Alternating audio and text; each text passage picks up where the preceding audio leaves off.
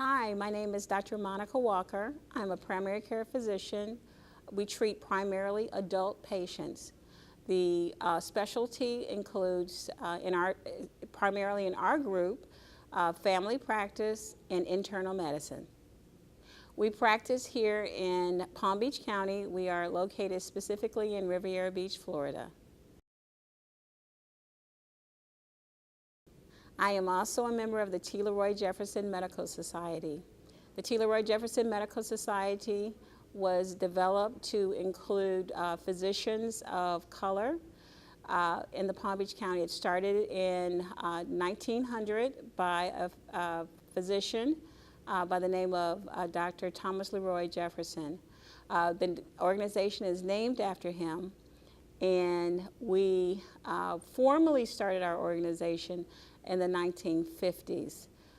My role in the Leroy Jefferson Medical Society is physician recruiter for our membership, and also I serve as the chaplain. I'm originally from Chicago, Illinois, went to college in New Haven, Connecticut, and then returned to Chicago for medical school. I was drawn to Florida because of the beautiful weather.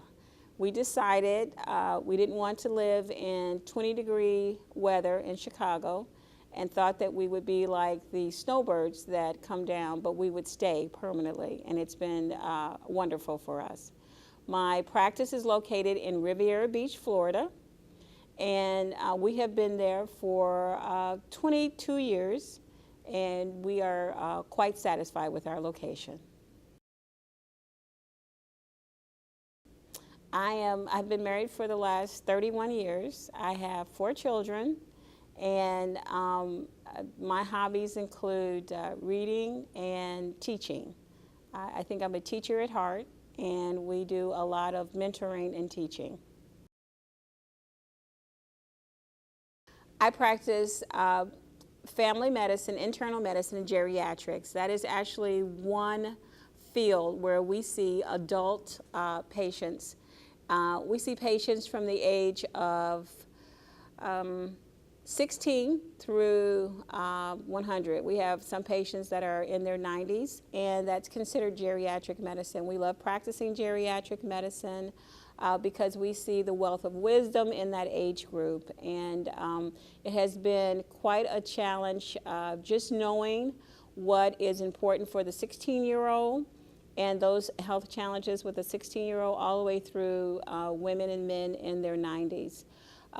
We are currently practicing 2 types of medicine. We do workers' compensation, which is the injured worker. I used to be the medical director for Palm Beach County for workers' comp under the county commissioners, so we know quite a number of people who have been injured, and we do meet their needs as well. I became interested in becoming a doctor when I was about 15 or 16 years old because I saw another doctor. I went to the hospital to visit a friend, and there were African-American doctors there, and they encouraged me. They said, if you're really interested in being a doctor, we really want you to do one thing right now, and that is to study. We want you to get your grades where they should be, and once you apply to college, let the guidance counselors know that this is what you want to do, and you will not have any problems studying and taking the MCAT and actually going to medical school and doing the part of medicine that you want to do, the specialty of medicine that interests you the most. You won't know that now because you're only 17 years old. However, after you go to medical school, you'll be exposed to all different specialties, and you will know. When I was in medical school, I was drawn initially to pediatrics because I like children and thought that that would be a perfect fit for me. However, I decided after doing 1 year of pediatrics that I would prefer to see adult patients and to treat adult patients because they had more complex problems, and the challenge of the complex problem really intrigued me.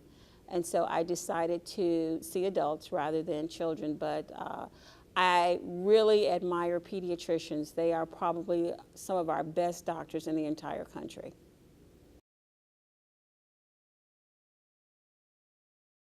So for students who are interested in going into medicine, I would say whatever your age is, whatever grade you're in right now, I really want you to study. I want you to read well. Once you read and you can comprehend, you'll be able to tackle any specialty that you are interested in. But you have to be a person who is able to read, to comprehend. And I want you to read as much as you can, as comprehensively as you can. If you have something that you're reading and you think, oh, this was too easy, then get something more complicated. Even if it's 2 grades ahead of what you should be, a level you should be on, challenge yourself for it. The other thing I would tell students is don't listen to people who say that you may not be able to do it. I had a guidance counselor in high school. When I told that guidance counselor that I wanted to be a doctor, the guidance counselor said, we're not sure that you'll be able to pursue that. We're not sure that you would make it in that area. Why don't you think about something else? So encourage yourself. If that's what you really want to do, tell yourself that that's what you will do, and don't let anyone persuade you in another direction. Just follow your heart, follow those things that will help enhance you in terms of your education. Take the challenging courses. If you have an opportunity to take an AP course, if you have an opportunity to do dual enrollment in high school, do it as early as possible. You can do it after the freshman year. Even though your guidance counselor may say we prefer that juniors do it, ask them if there is a possibility that you can do it, and then sell yourself. Tell them why you can do it, and challenge yourself in that course. So I think those are the things that you have to do to really fight for yourself, decide what you want to do.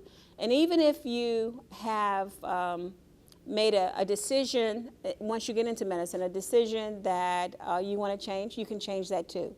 So just because you go into surgery and you decide, well, I don't want to do surgery, I want to do cardiology, you can change it. So I just want you to know there are a lot of opportunities and a lot of ways that you can pursue your goals. And even if you change your mind, you can still pursue whatever that that goal is that you have changed to. You can still pursue it and really be happy in it.